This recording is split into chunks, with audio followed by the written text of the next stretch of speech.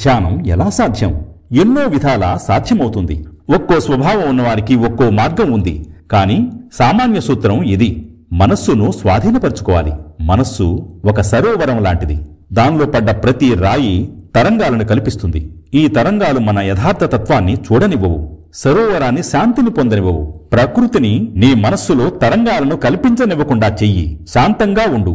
కొంత సమయం తర్వాత ప్రకృతి ఇక నీ జోలికి రాదు.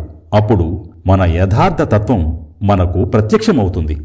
ధ్యానం అంటే మనస్సును ఒకే విషయంపై కేంద్రీకరించడం. మనస్సుకు ఒక్క విషయంపై ఏకాగ్రత కుదిరితే దాన్ని మిగిలిన ఏ విషయం మీదనన్నా ఏకాగ్రం చేయవచ్చు. ఏ పనికి మారిన బాహ్య వస్తువు పైననైనా ధ్యానం అభ్యసిస్తే అది మానసిక ఏకాగ్రతకు దారితీస్తుంది. కాని దేని మీద మనస్సు సులభంగా నిలుస్తూ ఉంటుందో దానిమీద ధ్యానం చేస్తే మనస్సు చాలా సులభంగా ప్రశాంతత చెందుతుందనటం సత్యం.